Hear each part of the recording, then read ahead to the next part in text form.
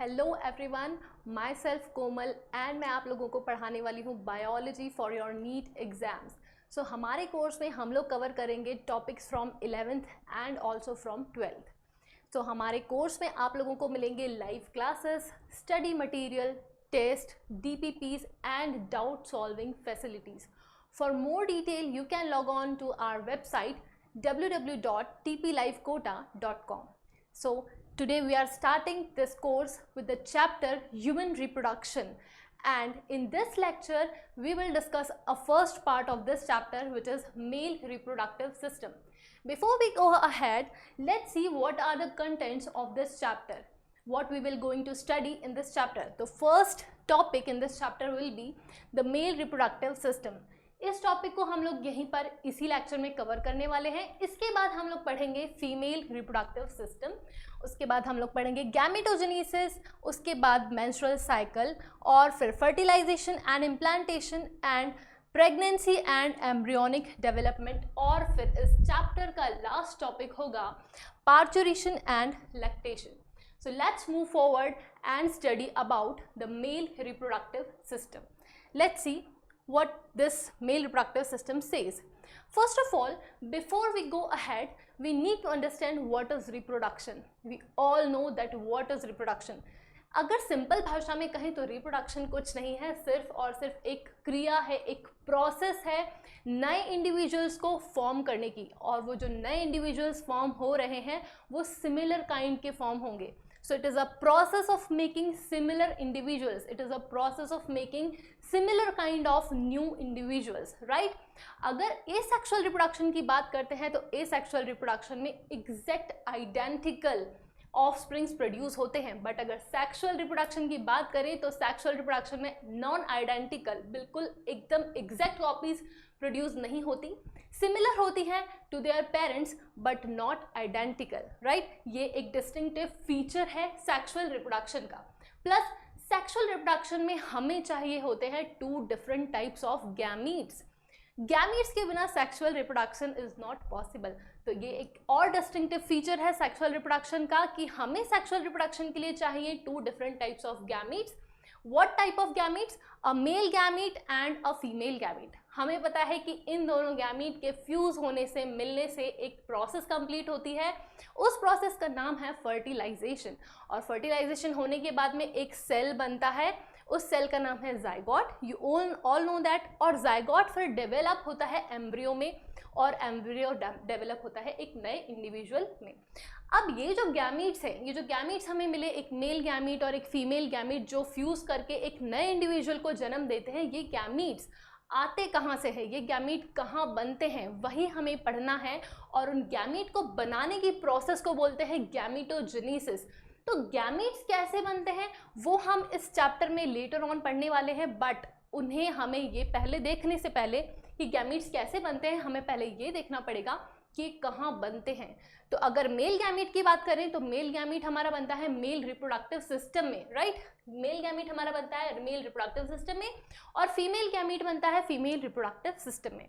तो first of all हम लोग पहले ये देखेंगे कि मेल रिप्रोडक्टिव सिस्टम होता कैसा है, उसमें क्या क्या पार्ट्स होते हैं, वो कैसा दिखता है. So let's move forward. This is the male reproductive system. Okay, this is the male reproductive system. ये हमारे पास एक डायग्राम है, इसमें हम एक एक पार्ट को, एक एक चीज़ को डिस्कस करेंगे, एक इंट्रोडक्शन लेंगे इस डायग्राम का. उसके बाद में हम लोग देखेंगे ऐसा कौन सा ऑर्गन है जिसमें गैमेटोजेनेसिस होता है, जिसमें हमारे मेल गैमीट्स प्रोड्यूस होते हैं, स्पर्म्स बनते हैं, राइट? तो first of all we are starting with this diagram. और यहाँ डायग्राम में अगर आप लोगों को ये स्ट्रक्चर दिख रहा है, as you can see this structure, इस स्ट्रक्चर को बोलते हैं बेटा, it is a pouch like structure. तो दिस इज कॉल्ड स्क्रोटम. ये पाउच लाइक स्ट्रक्चर आपकी अब्डोमिनल कैविटी के बाहर प्रेजेंट होता है, ठीक है? ये नंबर में एक ही होता है. It looks like a pouch, it looks like a pouch and it is present outside your abdominal cavity. अब इस पाउच लाइक स्ट्रक्चर में, स्क्रोटम में प्रेजेंट होती है अ pair of testis. A pair of testis मतलब 2 टेस्टिस. मेल के पास 2 testis होती हैं, और वो दोनों टेस्टिस प्रेजेंट होती हैं एक पाउच लाइक स्ट्रक्चर में, स्क्रोटम में. अब क्योंकि टेस्टिस प्रेजेंट है स्क्रोटम में, और स्क्रोटम कहाँ है? अब्डोमिनल कैविटी में। तो यहाँ पर ये सवाल उठता है कि ये स्क्रोटम और टेस्टिस दोनों अब्डोमिनल कैविटी के बाहर क्यों प्रेजेंट है? अब्डोमिनल कैविटी के अंदर भी तो प्रेजेंट हो सकती थी। तो ऐसा होता है कि टेस्टिस जो होता है, टेस्टिस बनाती है हमारे स्पर्म्स का प्रोडक्शन करते हैं टेस्टिस। लेकिन टेस्टिस को स्पर्म्स का प्रोडक्शन करने के लिए एक ऑप्टिमम, एक स्पेसिफिक टेम्परेचर चाहिए, जो कि टेम्परेचर सुटेबल नहीं है। हमारा बॉडी का टेम्परेचर टेस्टिस के स्पर्म प्रोडक्शन के लिए सुटेबल नहीं है। टेस्टिस को स्पर्म्स प्रोडक्शन करने के लिए हमारे बॉडी टेम्परेचर से 2 से 2.5 डिग्री सेल्सियस कम टेम्परेचर चाहिए होता है। इसीलिए ये जो स्क्रोटम और टेस्टिस है, ये कहाँ प्रेजेंट होते हैं? Outside your abdominal cavity. Now let's move forward. अगर हम बात करते हैं टेस्टिस की, तो we have a pair of testis. ये टेस्टिस होती है प्राइमरी सेक्स ऑर्गन। तो let's write here, these testis are primary sex organs. अगर हम बात करें फंक्शन की, अगर हम बात करें टेस्टिस का फंक्शन क्या होता है, तो टेस्टिस का फंक्शन तो ये हो गया कि ये स्पर्म का प्रोडक्शन करती है। एक और फंक्शन है, टेस्टिस एक और काम करती है स्पर्म प्रोडक्शन के साथ साथ में, ये बनाती है कुछ hormone, androgen producing hormone. Androgen बनाती है टेस्टिस। कौन सा हार्मोन मिलता है, कौन सा हार्मोन होता है, कौन सा एंड्रोजन होता है मेल्स में? वो होता है टेस्टोस्टेरोन। तो टेस्टिस के यहाँ पर हमारे पास 2 काम हो गए। एक हो गया स्पर्म का प्रोडक्शन, जिसको बोलते हैं स्पर्मेटोजेनेसिस। स्पर्म बनाने की क्रिया को, the process of making sperm, the process of synthesising sperm is known as spermatogenesis. तो टेस्टिस के फंक्शन क्या हो गए? स्पर्मेटोजेनेसिस करता है, प्लस ये हार्मोन भी प्रोड्यूस करती है। ठीक है, आगे बढ़ते हैं। यहाँ पर एक कॉइल स्ट्रक्चर आप लोगों को दिख रहा है। This coil structure is epididymis. एक डक्ट होती है, टेस्टिस में ही होती है। वो बहुत ही हाईली कॉइल्ड डक्ट होती है, मेल रिप्रोडक्टिव सिस्टम की हाईली कॉइल्ड डक्ट है। उस डक्ट का नाम होता है एपिडिडाइमिस।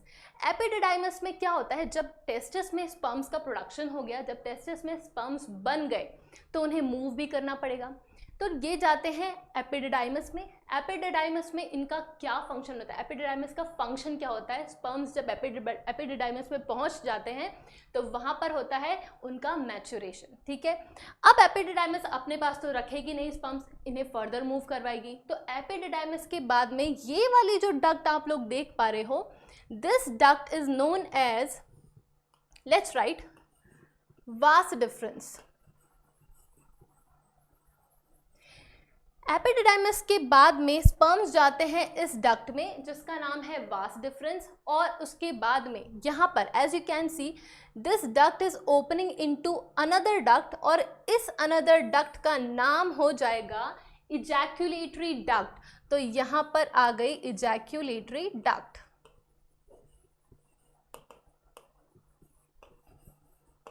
अब इजैक्यूलेटरी डक्ट ये रही, ये रहा वास डिफरेंस। अच्छा, अगर हम इसकी बात करते हैं तो दिस विल बी हमारा यूरिनरी ब्लैडर। ये हमारा यूरिनरी ब्लैडर है, और यूरिनरी ब्लैडर का हमारे पास रिप्रोडक्टिव सिस्टम में एज सच कोई काम नहीं है। यूरिनरी ब्लैडर का फंक्शन आई होप सभी को पता है। यूरिनरी ब्लैडर का फंक्शन होता है टेम्पररी स्टोर करना यूरिन को। ठीक है, अब वास डिफरेंस यहाँ से आ रहा है। वास डिफरेंस के पास में अगर आप लोगों को ये लीफ लाइक स्ट्रक्चर, ये जो leaf like structure, brown structure जो दिख रहा है, ये है मेल रिप्रोडक्टिव सिस्टम का ग्लैंड, और इसका नाम है सेमिनल वेसिकल। तो लेट्स राइट इट, ये हमारे पास हो गया सेमिनल वेसिकल। ठीक है, ये ग्लैंड है। अब इसका फंक्शन हम लोग डिस्कस करते हैं कि सेमिनल वेसिकल का फंक्शन क्या है। तो सेमिनल वेसिकल प्रोड्यूस करता है एक लार्ज अमाउंट में एल्कलाइन फ्लूइड। ठीक है, तो समझो कि यहाँ से स्पर्म्स आ रहे हैं, यहाँ से स्पर्म्स आए, वास डिफरेंस में स्पर्म्स हैं, आपके सेमिनल वेसिकल ग्लैंड में से प्रोड्यूस हो रहा है एल्कलाइन फ्लूइड, जो कि पास होगा इस इजैक्यूलेटरी डक्ट में। ये इजैक्यूलेटरी डक्ट कॉमन है किसके लिए? जहाँ पर से स्पर्म्स आ रहे हैं उनके लिए, और जो फ्लूइड आ रहा है सेमिनल वेसिकल से उनके लिए। तो इजैक्यूलेटरी डक्ट में अगर हम बात करें तो क्या क्या मिलेंगे हमें मिलेगा स्पर्म्स और fluid which is coming from seminal vesicle. चलो आगे बढ़ते हैं। यहाँ पे इजैकुलेटरी डक्ट ओपन हो रही है एक अनदर डक्ट में। ये डक्ट यहाँ पर से आप लोगों को दिख रही है और ये एक्सटेंड हो रही है into external genitalia which is penis of your male system. अगर बात करते हैं इजैकुलेटरी डक्ट, यहाँ पर एक इजैकुलेटरी डक्ट के पास पीछे आप लोगों को ये रेड स्ट्रक्चर दिख रहा है गोल, ये भी एक ग्लैंड है और इसका नाम क्या है, कोई मुझे बता सकता है? इसका नाम होगा प्रोस्टेट ग्लैंड। तो ये हमारा हो गया प्रोस्टेट ग्लैंड। अगर मैं बात करूं इनके नंबर्स की, अच्छा सेमिनल वेसिकल वाला जो ग्लैंड है, क्या हमारे पास सिंगल ग्लैंड है? मेल रिप्रोडक्टिव सिस्टम का सेमिनल वेसिकल वाला जो ग्लैंड है, क्या वो पेयर है, क्या वो अनपेयर है? तो अगर बात करते हैं सेमिनल वेसिकल की, तो इट इज पेयर्ड स्ट्रक्चर। तो it is paired structure, I am writing P over here. अगर मैं बात करती हूँ second gland of reproductive system males में, तो प्रोस्टेट ग्लैंड नंबर में होगा 1, इट इज अनपेयर्ड स्ट्रक्चर। तो प्रोस्टेट ग्लैंड की अगर बात करें तो इट इज अनपेयर्ड स्ट्रक्चर। अगर फंक्शन की बात करते हैं कि प्रोस्टेट ग्लैंड का फंक्शन क्या है, तो प्रोस्टेट ग्लैंड भी प्रोड्यूस करता है alkaline fluid, right.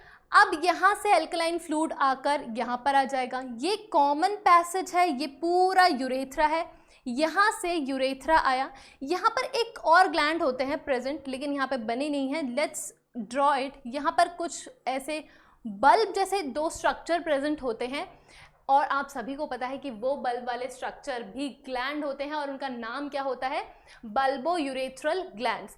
Bulbourethral glands का एक नाम और होता है कॉपर्स ग्लैंड, ठीक है। यहाँ पर बल्बोयूरेथ्रल ग्लैंड्स होते हैं, बल्बोयूरेथ्रल ग्लैंड्स का नाम कॉपर्स ग्लैंड भी होता है। अब इनके फंक्शन की अगर हम बात करें कि बल्बोयूरेथ्रल ग्लैंड्स का फंक्शन क्या है, तो ये सिक्रीट करते हैं लुब्रिकेंट्स। अब ये लुब्रिकेंट सिक्रीट करते हैं तो ये क्या होता है, ये क्यों करते हैं? तो हमें पता है कि मेल्स में जो यूरेथ्रा है which extends to penis, urethra is the common passage, वो कॉमन पैसेज है स्पर्म्स के लिए भी और यूरिन के लिए भी। अब हमें पता है कि यूरिन क्या है? एसिडिक है। यूरिन को भी उसी यूरेथ्रा से पास होना है, स्पर्म्स को भी उसी यूरेथ्रा से पास होना है। तो जब यूरिन पास होगा which is acidic in nature, तो वो यूरिन क्या करेगा? यूरेथ्रा को एसिडिक बना देगा, ठीक है। तो उस एसिडिटी को न्यूट्रलाइज करने के लिए बल्बोयूरेथ्रल ग्लैंड्स क्या करते हैं? लुब्रिकेंट्स सीक्रेट करते हैं यूरेथ्रा में, सो दैट स्पर्म्स या सीमेन आराम से मूव कर सके। अगर एक लाइन में फंक्शन डिस्कस करना हो बल्बोयूरेथ्रल ग्लैंड का, तो इट सीक्रेट्स और it lubricates the passage for sperms. तो ये बात हो गई इसके फंक्शन की, बल्बोयूरेथ्रल के फंक्शन की। आगे बढ़ते हैं। यहाँ पर ये हमें यूरेथ्रा दिख रहा है, यूरेथ्रा ओपन हो रहा है एक पीनिस में, एक्सटर्नल जेनाइटेलिया में, ठीक है। तो ये बात हो गई पीनिस की। पीनिस हो जाता है एक्सटर्नल जेनाइटेलिया। एक्सटर्नल जेनाइटेलिया क्या होता है? ऐसा पार्ट ऑफ रिप्रोडक्टिव सिस्टम जो आपके अब्डोमिनल कैविटी के बाहर प्रेजेंट है, राइट, बाहर प्रेजेंट है। अगर बाहर प्रेजेंट है तो कौन कौन से पार्ट प्रेजेंट है? एक्सटर्नल जेनाइटेलिया भी आपकी अब्डोमिनल कैविटी के बाहर प्रेजेंट है और आपकी टेस्टिस, आपका स्क्रोटम भी अब्डोमिनल कैविटी के बाहर प्रेजेंट है, ठीक है। ये बात हो गई। पीनिस को कॉप्युलेटरी ऑर्गन भी बोला जाता है, पीनिस को कॉप्युलेटरी ऑर्गन भी बोलते हैं, ठीक है। अब ये पीनिस में यहाँ पर हमारे पास 2 इरेक्टाइल टिश्यूज प्रेजेंट होते हैं, 2 इरेक्टाइल टिश्यूज प्रेजेंट होते हैं which is of muscles of course. 2 erectile tissues कौन कौन से प्रेजेंट होते हैं? एक होता है कॉर्पोरा कैवर्नोसम और दूसरा होता है कॉर्पस स्पॉन्जियोसम। ये 2 इरेक्टाइल टिश्यूज हमारी पीनिस में प्रेजेंट होते हैं और इनका फंक्शन क्या है? इन इरेक्टाइल टिश्यूज का फंक्शन क्या है? इन इरेक्टाइल टिश्यूज का फंक्शन ये है बच्चों कि ये इरेक्ट करते हैं पीनिस को इरेक्शन में हेल्प करते हैं at the time of copulation, right. तो इनका फंक्शन ये हो गया। अब हम बात करते हैं कॉर्पस स्पॉन्जियोसम टिश्यू की, जो कि इरेक्टाइल टिश्यू है। वो टिश्यू इस पीनिस के एंड पर यहाँ पर आकर स्वेलअप कर जाता है और फिर ये वाला जो लास्ट पार्ट है पीनिस का, पिंकिश स्वोलन पार्ट, इसको बोलते हैं ग्लैंस पीनिस। तो this will be known as glans penis और इसके ऊपर एक स्किन का फोल्ड होता है जो कि होती है आपकी फोर स्किन। ये पूरा डायग्राम कवर हो चुका है। एक लास्ट बात कर लेते हैं, अगर हम यूरेथ्रा के पार्ट्स की बात करें तो डिफरेंट रीजन के डिफरेंट नेम्स हैं। अगर हम बात करें इस वाले रीजन की, जो इजैक्यूलेटरी डक्ट के बाद प्रोस्टेट ग्लैंड के सामने जो ये कलर्ड वाला डक्ट आप लोगों को दिख रही है, this urethra will be known as glandular urethra. इस रीजन को बोलेंगे ग्लैंड्यूलर यूरेथ्रा। उसके बाद में बल्बो यूरेथ्रल के पास वाला, जो बल्बो यूरेथ्रल के पास जो है यूरेथ्रा, इसको बोलेंगे मस्क्यूलर यूरेथ्रा। और जो लास्ट यूरेथ्रा का पार्ट है जो कि आपकी पीनस में एक्सटेंड हो रहा है, उसको बोलेंगे penile region of urethra. So this is all the overview. This is the overview of male reproductive system. Let's move forward and discuss the flow chart. जो हम लोगों ने अभी डायग्राम पढ़ा, उस डायग्राम को हम एक फ्लो चार्ट के वे में डिस्कस कर लेते हैं। तो फ्लो चार्ट क्या कहता है कि हमारे पास क्या है, first of all pair of testis है, ठीक है। फर्स्ट ऑफ ऑल हमारे पास क्या है, पेयर ऑफ टेस्टिस प्रेजेंट है जो कि पेयर्ड है। ऑफ कोर्स हमारे पास टेस्टिस क्या है, पेयर्ड स्ट्रक्चर्स है, सिंगल नहीं है। 2 टेस्टिस हमारे ह्यूमन मेल्स में, ह्यूमन मेल रिप्रोडक्टिव सिस्टम में प्रेजेंट होती है, ठीक है। उसके बाद में हमारे पास टेस्टिस के बाद सेकंड स्ट्रक्चर आता है एपिडिडाइमस। एपिडिडाइमस क्या होता है बेटा, पेयर्ड स्ट्रक्चर होता है। एपिडिडाइमस भी 2 होते हैं, जब टेस्टिस 2 हैं और टेस्टिस में से ही एक्सटेंड हो रहा है कोई डक्ट, एपिडिडाइमस जो कि हाईली कॉइल्ड है। अच्छा एक और बात, एपिडिडाइमस हाईली कॉइल्ड होने के साथ साथ longest duct of male reproductive system भी होती है। हालांकि ये दिखती छोटी है क्योंकि ये कॉइल्ड होती है, हाईली कॉइल्ड होती है और इससे बड़ी दिखती है, वास्ट डिफरेंस। बट अगर इसकी कॉइलिंग को खोला जाए तो ये बहुत ही ज़्यादा लंबी, it is the longest duct of male reproductive system. आगे बात करते हैं, हम लोगों ने बात कर ली एपिडिडाइमस वाली जो डक्ट है वो होती है पेयर्ड आपके पास, क्योंकि टेस्टिस 2 है तो आपकी एपिडिडाइमस भी 2 होंगी। आगे बात करते हैं, लॉन्गेस्ट डक्ट है, ये हम लोगों ने पढ़ लिया। आगे बात करते हैं एपिडिडाइमस के बाद में जो डक्ट आती है, एपिडिडाइमस जिस डक्ट में खुलती है वो डक्ट होती है आपकी वास डिफरेंस। अब वास डिफरेंस क्या पेयर्ड है और अनपेयर्ड है? Yes, it is paired structure. Vas deferens हमें डायग्राम में दिख एक रही थी, एक वास डिफरेंस पीछे की तरफ है, तो 2 वास डिफरेंस हमारे मेल रिप्रोडक्टिव सिस्टम में प्रेजेंट होती है। It is a paired structure of course, और इसका काम आप सभी को पता है, ये पैसेज प्रोवाइड करती है स्पर्म्स को। अच्छा एक बात और, अगर हम लोगों ने जैसे पढ़ा है birth control methods, birth control method में एक मेथड था हमारा सर्जरी का। अगर वो सर्जरी हम परफॉर्म करते हैं मेल्स में, जिसको कहते हैं वसेक्टॉमी, तो वसेक्टॉमी किस डक्ट पे परफॉर्म की जाती है, कैसे की जाती है? It is a surgical process first of all. तो वासेक्टॉमी करने के लिए इस वास डिफरेंस डक्ट को काट कर टाई अप किया जाता है, सो दैट स्पर्म्स का पैसेज ब्लॉक हो सके। और उस प्रोसेस को, उस सर्जिकल प्रोसेस को जिससे स्पर्म्स का पैसेज ब्लॉक हो जाता है, उस प्रोसेस को, सर्जिकल प्रोसेस को बोलते हैं वसेक्टॉमी। अब वसेक्टॉमी जो प्रोसेस है, क्या ये इरिवर्सिबल है, क्या ये रिवर्सिबल है? तो ये है आपका irreversible process. So I am writing here, ये इरिवर्सिबल प्रोसेस है, राइट। वास डिफरेंस के बाद हम लोग आते हैं नेक्स्ट स्ट्रक्चर पे। हमारा वास डिफरेंस किस में ओपन हो रहा था? हमारे पास एक लीफ लाइक ग्लैंड था जिसका नाम था सेमिनल वेसिकल।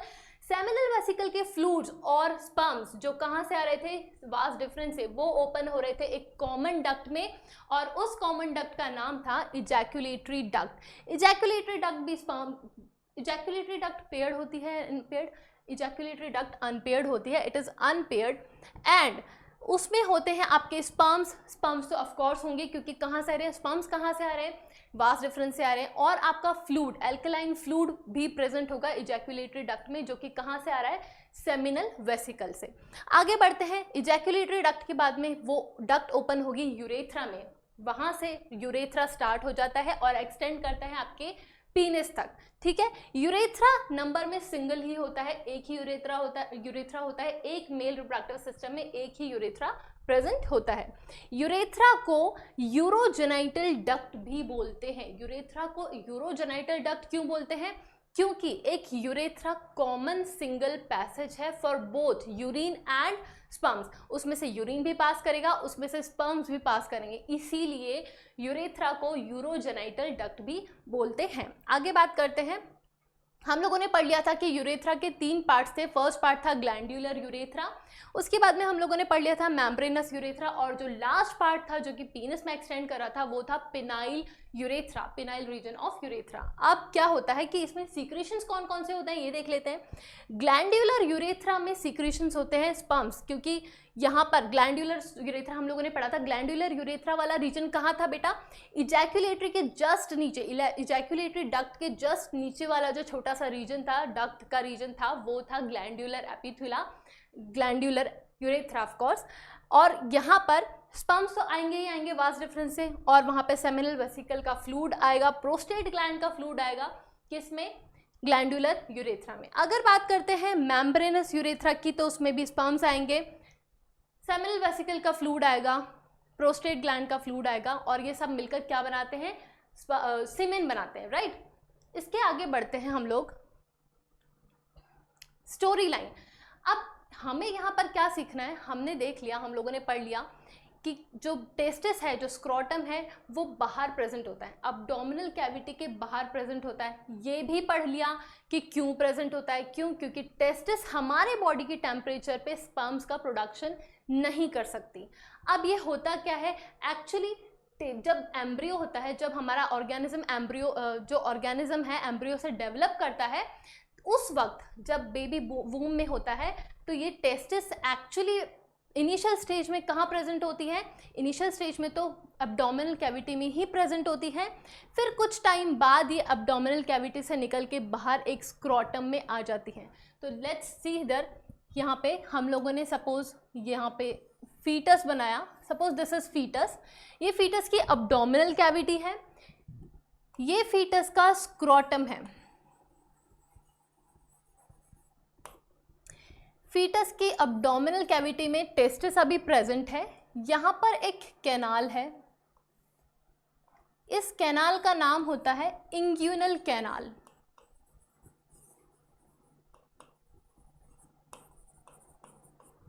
ओके, ये इंग्यूनल कैनाल है। टेस्टिस को नीचे आना है, अभी टेस्टिस है एब्डोमिनल कैविटी में, टेस्टिस कुछ टाइम बाद यहाँ पर स्क्रोटम में आ जाएगी। ये कब आएगी? ये बहुत इंपॉर्टेंट है, ये आएगी 7th मंथ ऑफ प्रेगनेंसी में। तो ये टेस्टिस एक्सटेंड करेगी, टेस्टिस डिसेंड करेगी into a pouch, into a scrotum, ये करेगी 7th मंथ ऑफ प्रेगनेंसी में। वो क्यों करेगी ऐसा? क्योंकि उस टाइम पे 7th मंथ ऑफ प्रेगनेंसी में क्या होता है, टेस्टोस्टेरोन हार्मोन का लेवल बहुत हाई होता है, इसलिए जो टेस्टिस है वो डिसेंड कर जाएगी एब्डोमिनल कैविटी से स्क्रोटम में। हो गया यहाँ पर। अब बात करते हैं, अगर ये फेल हो जाती है, if it fails to descend, तो क्या होगा? If it fails to descend into scrotum, तो क्या होगा? एक कंडीशन बनेगी जिसका नाम होगा क्रिप्टोरकाइडिज्म, जिसका नाम होगा क्रिप्टोरकाइडिज्म।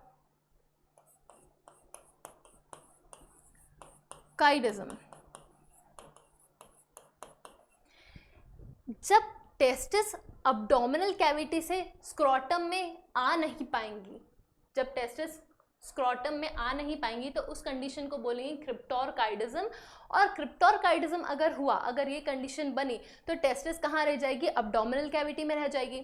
जब टेस्टिस एब्डोमिनल कैविटी में रह जाएगी, तो उससे क्या फील होगा? हाइपरथर्मिया फील होगा। हाइपरथर्मिया क्या होता है? हाइपरथर्मिया एक गर्म टेम्परेचर होता है जहाँ पर टेस्टिस क्या फील करती है? गर्म टेम्परेचर फील करती है, हाइपरथर्मिया फील करती है। अब हमें पता है कि हमारे बॉडी टेम्परेचर पे टेस्टिस स्पर्म्स का प्रोडक्शन नहीं कर पाती, तो अगर क्रिप्टोरकाइडिज्म वाली कंडीशन बन रही है, अगर टेस्टिस फेल हो गई है डिसेंड करने में, तो क्रिप्टोरकाइडिज्म हुआ। क्रिप्टोरकाइडिज्म के टाइम पर टेस्टिस कहाँ रह गई? ऊपर एब्डोमिनल कैविटी में। एब्डोमिनल कैविटी में टेस्टिस क्या फील कर रही है, क्या एक्सपीरियंस कर रही है? हाइपरथर्मिया फील कर रही है। और क्योंकि वो हाइपरथर्मिया फील कर रही है, उन्हें गर्मी लग रही है, तो वो क्या कर पाएंगी? नहीं कर पाएंगी अपना स्पर्म का प्रोडक्शन। अगर किसी मेल में स्पर्म का प्रोडक्शन ना हो, तो that particular male will become infertile. तो यहाँ पर इस वाली कंडीशन में, जिसको क्रिप्टोरकाइडिज्म कंडीशन बोल रहे हैं, इस कंडीशन में वो पर्टिकुलर मेल क्या हो जाएगा? इनफर्टाइल बन जाएगा। ठीक है, ये तो बात हो गई कंडीशन की, किस तरह से बनती है, राइट। अब एक और चीज़ यहाँ पर एक कंडीशन और बनती है, अगर लेट्स सपोज अगर यहाँ पर हमें पता है कि अब्डोमिनल कैविटी में हमारे क्या प्रेजेंट होता है, इंटेस्टाइन्स प्रेजेंट होते हैं, एक कंडीशन और बनती है यहाँ पर अगर लार्ज इंटेस्टाइन स्वेलअप कर जाए, अगर लार्ज इंटेस्टाइन स्वेलअप कर जाए तो वो प्रेशर एक्सर्ट करेगा, प्रेशर क्रिएट करेगा टेस्टिस पर, और इस कंडीशन को बोल देते हैं इंग्यूइनल हर्निया। तो यहाँ पर एक और चीज़ हमें मिल गई, अगर लार्ज इंटेस्टाइन अब्डोमिनल कैविटी में स्वेलअप कर जाए और प्रेशर एक्सर्ट करे, प्रेशर क्रिएट करे टेस्टिस पर, which is very painful condition, तो उसे बोलते हैं inguinal hernia. This is all about. आगे बढ़ते हैं, यहाँ पर हमारे पास एक डायग्राम है, टेस्टिस का डायग्राम है। We will be discussing testis, ठीक है, टेस्टिस को हम डिटेल में डिस्कस करेंगे। तो चलिए आगे देखते हैं। हमें पता है कि टेस्टिस की 3 लेयर्स होती हैं। फर्स्ट ऑफ ऑल हम लोग बता दें कि टेस्टिस की 3 लेयर्स होती हैं। 3 लेयर होती है, आउटर, मिडिल और इनर मोस्ट लेयर। तो जो आउटर वाली लेयर है वो डबल मैम्ब्रेन लेयर होती है। आउटर मैम्ब्रेन डबल मैम्ब्रेनस होती है। डबल मैम्ब्रेनस लाइक दिस, यहाँ पर ये आउटर मैम्ब्रेन है जो कि डबल मैम्ब्रेन है, ट्यूनिका वेजाइनलिस। इस ट्यूनिका वेजाइनलिस जो कि डबल मैम्ब्रेन है, इसके बीच में एक फ्लूइड प्रेजेंट होता है। वो फ्लूइड प्रेजेंट होता है और वो फ्लूइड काम करता है शॉक अब्जॉर्बेंट का, वो बचाता है टेस्टिस को शॉक लगने से, ठीक है। तो outer most layer is tunica vaginalis, और इन दोनों मैम्ब्रेन्स के बीच में first of all tunica vaginalis double membrane होती है, इसमें 2 मैम्ब्रेन्स होती है। उन दोनों मैम्ब्रेन्स के बीच में एक फ्लूइड प्रेजेंट होता है और उस फ्लूइड का काम होता है शॉक से बचाना टेस्टिस को। उसके बाद इसकी जो सेकेंड लेयर है, जो मिडिल वाली लेयर है, उसको बोलते हैं ट्यूनिका एल्बुजिनिया। तो सेकेंड लेयर ऑफ टेस्टिस होती है ट्यूनिका एल्बुजिनिया, और इसका काम क्या होता है, ये स्ट्रेंथ प्रोवाइड करती है, ये रिजिडिटी प्रोवाइड करती है टेस्टिस को। उसके बाद अगर हम बात करते हैं थर्ड लेयर की, इनर मोस्ट लेयर की, तो वो होती है ट्यूनिका वेस्क्यूलोसा। तो दिस इज ट्यूनिका वेस्क्यूलोसा, थर्ड वाली जो लेयर है, इनर वाली, ये अंदर वाली जो लेयर है, ये होती है ब्लड वेसल से भरी हुई। ये वाली लेयर्स बनी होती है, ट्यूनिका वेस्क्यूलोसा बनी होती है ब्लड वेसल से भरी हुई। तो ये बात हो गई टेस्टिस की लेयर्स की। अंदर की तरफ बढ़ते हैं। हमें पता है कि ये जो आप लोगों को डिवाइडेशंस दिख रहे हैं, ये जो सिंगल लाइंस के डिवाइडेशंस दिख रहे हैं, ये पूरी टेस्टिस को डिवाइड करते हैं इनटू 250 कंपार्टमेंट्स। हमें पता है कि टेस्टिस में 250 कंपार्टमेंट्स होते हैं, एक टेस्टिस में 250 कंपार्टमेंट्स होते हैं। अगर हम बात करें इन टोटल की, तो दोनों टेस्टिस के कंपार्टमेंट्स को मिलाकर we have in total 500 compartments, और इन कंपार्टमेंट्स को बोलते हैं टेस्टिकुलर लोब्यूल्स। तो we have 250 testicular lobules in each testis, right. हमारे पास एक टेस्टिस में 250 कंपार्टमेंट्स है और उन कंपार्टमेंट्स का नाम है टेस्टिकुलर लोब्यूल्स। अब हर एक टेस्टिकुलर लोब्यूल में 1 से 3 सेमनीफेरस ट्यूब्यूल्स प्रेजेंट होती है। As you can see from this diagram, हमारे पास ये कंपार्टमेंट्स हैं, ये कंपार्टमेंट्स है। इन कंपार्टमेंट्स को जो लाइन डिवाइड कर रही है उसे कहते हैं सीटा, ठीक है। अब इस लाइंस ने, इन सीटाज ने 250 कंपार्टमेंट्स में डिवाइड कर दिया टेस्टिस को, ठीक है, जिनका नाम हो गया टेस्टिकुलर लोब्यूल्स। इन टेस्टिकुलर लोब्यूल्स में 1 से 3 हमारे पास सेमनीफेरस ट्यूब्यूल्स प्रेजेंट होती हैं। ये हमारे पास सेमनीफेरस ट्यूब्यूल्स हैं, और हमें पता है कि टेस्टिस में सेमनीफेरस ट्यूब्यूल्स में ही क्या होता है, स्पर्म का प्रोडक्शन होता है। अगर पूछा जाए कि एग्जैक्ट लोकेशन क्या है, एग्जैक्ट साइट क्या है स्पर्म प्रोडक्शन की, तो वो है सेमनीफेरस ट्यूब्यूल। सेमनीफेरस ट्यूब्यूल में कुछ सेल्स प्रेजेंट होते हैं, वो क्या होते हैं, क्या करते हैं, ये हम आगे डिस्कस करेंगे। फर्स्ट ऑफ ऑल, हमारे हर एक कंपार्टमेंट में, हमारे हर एक टेस्टिकुलर लोब्यूल में 1 से 3 सेमनीफेरस ट्यूब्यूल्स होती हैं, ठीक है। तो यहाँ पर सेमनीफेरस ट्यूब्यूल्स हैं। ये सेमनीफेरस ट्यूब्यूल्स ओपन हो रही हैं इस स्ट्रक्चर में। यहाँ पे आप लोगों को एक स्ट्रक्चर दिख रहा है, इस स्ट्रक्चर को बोलते हैं रेटी टेस्टिस। इस स्ट्रक्चर को बोलते हैं रेटी टेस्टिस। रेटी टेस्टिस का फंक्शन क्या होता है, रेटी टेस्टिस कलेक्ट करती है। जब स्पर्म्स का प्रोडक्शन हो गया टेस्टिस में, सेमनीफेरस ट्यूब्यूल्स में, तो सेमनीफेरस ट्यूब्यूल्स दे देती हैं उनको रेटी टेस्टिस को। रेटी टेस्टिस कलेक्ट करती है स्पर्म्स को और फिर दे देती है एपिडिडाइमिस को, जो कि हाईली कॉइल्ड और लॉन्गेस्ट डक्ट है मेल रिप्रोडक्टिव सिस्टम की। रेटी टेस्टिस ने अपना स्पर्म्स को दे दिया यहाँ पर, ये this highly coiled and longest duct को आप लोग देख सकते हैं। यहाँ पर एपिडिडाइमस है, ये डक्ट ऑफ एपिडिडाइमस है, स्पर्म्स को रेटी टेस्टिस ने दे दिया एपिडिडाइमस को। एपिडिडाइमस का फंक्शन क्या है, एपिडिडाइमस में क्या होगा, मैच्योरेशन होगा, किसका, स्पर्म्स का मैच्योरेशन होगा, और फिर एपिडिडाइमस अपने उन स्पर्म्स को दे देगी वास डिफरेंस को। यहाँ से एपिडिडाइमस ये वास डिफरेंस को स्पर्म्स पास कर देगी और स्पर्म्स मूव कर जाएंगे यूरेथ्रा में या फिर कहें कि यूरोजेनाइटल ट्रैक्ट में। तो this is all about the structure of testis. Now let's move forward and discuss the route of sperm. हम लोग ये डिस्कस करने वाले हैं कि स्पर्म किस तरीके से मूव करता है, बनता है और फिर कहाँ से कैसे मूव करता है। तो फर्स्ट ऑफ ऑल हमें पता है कि टेस्टिस में स्पर्म्स का प्रोडक्शन होता है, लेकिन एग्जैक्ट लोकेशन की अगर बात की जाए तो टेस्टिस में सेमिनिफेरस ट्यूब्यूल्स में स्पर्म्स का प्रोडक्शन होता है। तो फर्स्ट ऑफ ऑल ये सेमिनिफेरस ट्यूब्यूल है, सेमिनिफेरस ट्यूब्यूल में क्या होता है, प्रोडक्शन ऑफ स्पर्म्स होता है, और सेमिनिफेरस ट्यूब्यूल्स जर्मिनल एपिथेलियम की बनी होती हैं, ठीक है। तो सेमिनिफेरस ट्यूब्यूल की बात हो गई। सेमिनिफेरस ट्यूब्यूल में जब प्रोडक्शन हो गया तो वो कहाँ आ जाती है, रेटी टेस्टिस में। हम लोगों ने लास्ट डायग्राम में देखा कि प्रोडक्शन तो हुआ टेस्टिस में, सेमिनिफेरस ट्यूब्यूल्स में, और बनने के बाद में वो चली गई कहाँ, रेटी टेस्टिस में। रेटी टेस्टिस ने क्या किया, कलेक्ट किया स्पर्म्स को, कलेक्ट करके दे दिया एपिडिडाइमस को। एपिडिडाइमस से पहले एक स्ट्रक्चर और आता है, वो होता है वास इफ्रेंशिया, ठीक है। वास इफ्रेंशिया की 10 to 12 डक्ट्स होती हैं, छोटी छोटी डक्ट्स होती हैं, और फिर वो ओपन होती है रेटी टेस्टिस में। तो पहले जो टेस्टिस में सेमिनिफेरस ट्यूब्यूल्स में स्पर्म्स का प्रोडक्शन हुआ, प्रोडक्शन होने के बाद में वास इफ्रेंशिया छोटी छोटी सी डक्ट होती हैं, वास इफ्रेंशिया से निकलकर वो पहुंच गई रेटी टेस्टिस में, रेटी टेस्टिस से निकलकर वो पहुंच गई वास डिफरेंस में, और वास डिफरेंस के बाद में वो पहुंच गई कहाँ, यूरेथ्रा में या फिर यूरोजेनाइटल ट्रैक्ट में, ठीक है। अब वास इफ्रेंशिया 10 to 12 डक्ट्स है, ये हम लोगों ने पढ़ लिया, विच कैरी स्पर्म्स, ओके। उसके बाद में एपिडिडाइमस में 3 रीजन्स होते हैं बेटा। एपिडिडाइमस जो हाईली कॉइल्ड और लॉन्गेस्ट डक्ट है हमारी, उसमें 3 रीजन्स है। एपिडिडाइमस बेसिकली 3 रीजन्स में डिवाइडेड है। फर्स्ट रीजन है हमारे पास कैपिट रीजन, उसके बाद है हमारे पास कॉर्पस रीजन, और उसके बाद हमारे पास कॉर्डा एपिडिडाइमस। ये तीनों पार्ट जो हैं, ये तीनों पार्ट है एपिडिडाइमस के पार्ट्स, एपिडिडाइमस के रीजन्स। अब क्या होता है, कैपिट रीजन जो है एपिडिडाइमस का, उसमें होता है आपका स्पर्म का मोटिलिटी, मतलब स्पर्म का जो एक्चुअल मैच्योरेशन है वो क्या होता है, मोटिलिटी गेन करना, क्योंकि स्पर्म को ट्रैवल करना है एक डिस्टेंस और पहुंचना है फीमेल रिप्रोडक्टिव सिस्टम में, तो उसे मूव तो करना पड़ेगा, और मूव करने के लिए उसे मोबिलिटी चाहिए, उसकी टेल में मूवमेंट आना चाहिए। तो स्पर्म के प्रोडक्शन के बाद जब स्पर्म एपिडिडाइमस में पहुंचता है, एपिडिडाइमस का जो फर्स्ट पार्ट है कैपिट रीजन, वहां पर होता है स्पर्म का मैच्योरेशन। इन द सेंस अगर कहें कि स्पर्म को मोटिलिटी मिलती है, वो अटेन करता है मोटिलिटी और फर्टिलिटी गेन करता है वहां पर, ठीक है। अगर एपिडिडाइमस का सेकेंड रीजन की बात करें, कॉर्पस रीजन ऑफ एपिडिडाइमस, तो वहां क्या होता है, वो सिर्फ और सिर्फ पैसेज प्रोवाइड करता है स्पर्म्स के लिए, ठीक है। कॉर्डा एपिडिडाइमस को बात करें, कॉर्डा एपिडिडाइमस आप लोगों ने सभी ने ये सुना होगा कि एपिडिडाइमस क्या करता है, स्टोर करके रखता है, स्पर्म्स को स्टोर करके रखता है, राइट।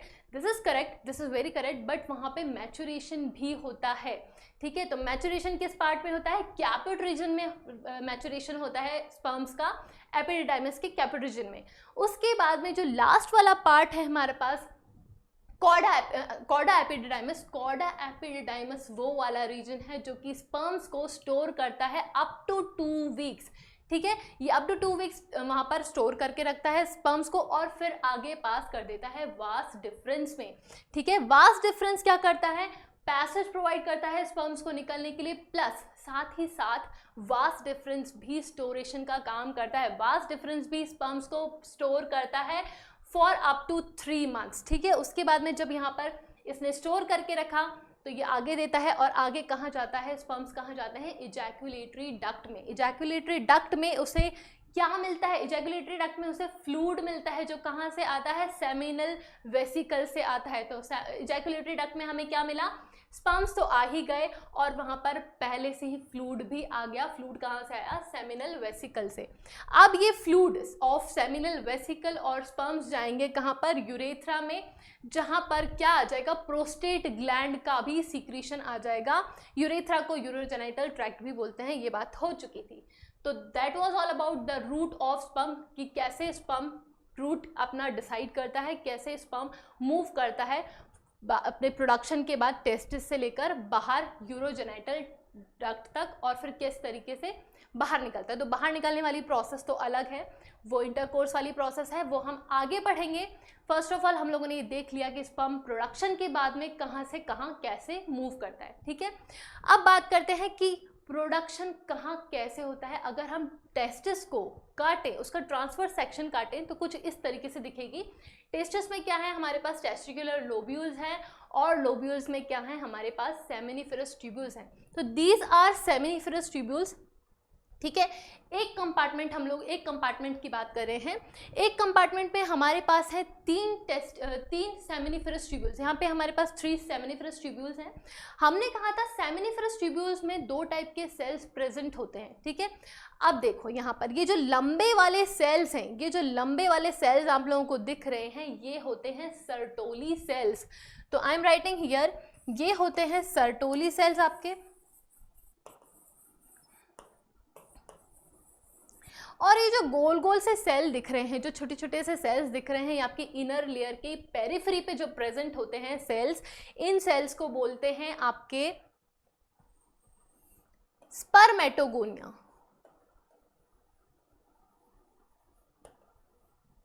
स्पर्मेटोगोनिया का दूसरा नाम कोई बता सकता है?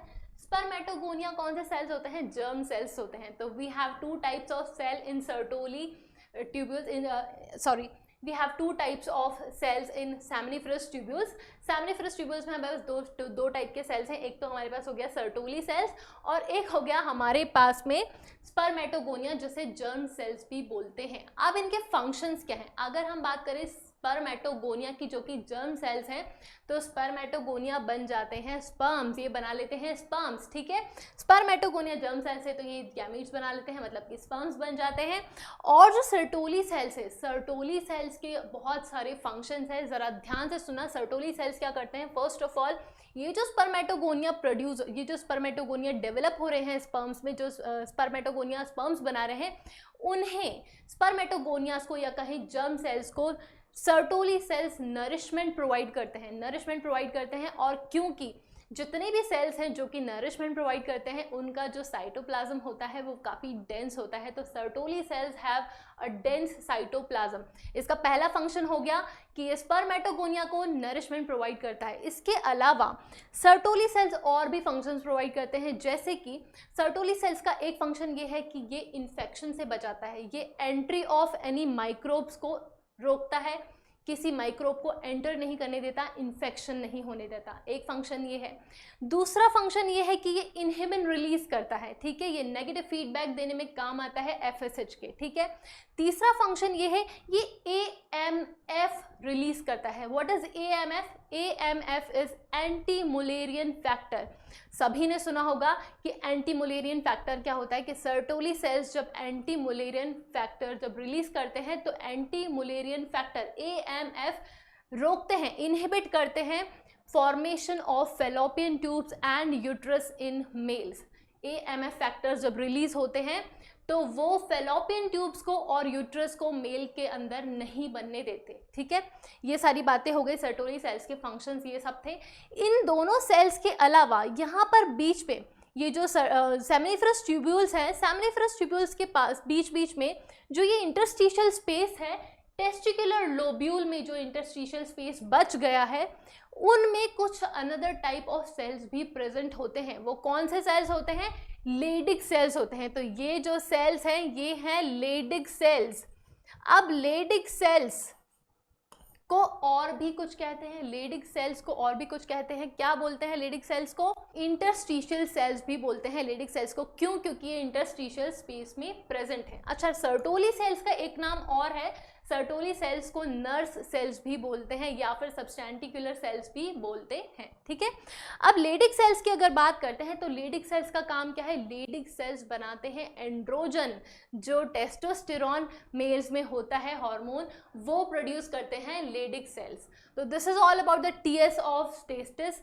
यहाँ पर हमारा मेल रिप्रोडक्टिव सिस्टम खत्म हो गया है। इसके नेक्स्ट लेक्चर में हम लोग पढ़ने वाले हैं फीमेल रिप्रोडक्टिव सिस्टम, कि क्या सिस्टम होता है फीमेल के अंदर। यहाँ पर हम लोगों ने मेल की रिप्रोडक्टिव सिस्टम की बात की थी कि कैसे गैमीट कहाँ पर बन रहे हैं। एक्चुअली कैसे बन रहे हैं गैमीट, वो एक अलग प्रोसेस है, उस प्रोसेस का नाम है गैमेटोजेनेसिस, जो कि हम कवर करेंगे फर्दर इन दिस चैप्टर। इसके बाद नेक्स्ट लेक्चर में हम लोग पढ़ने वाले हैं फीमेल रिप्रोडक्टिव सिस्टम। तो यहाँ पर ये वाला लेक्चर ओवर हो जाता है। And thanks for today, have a nice day.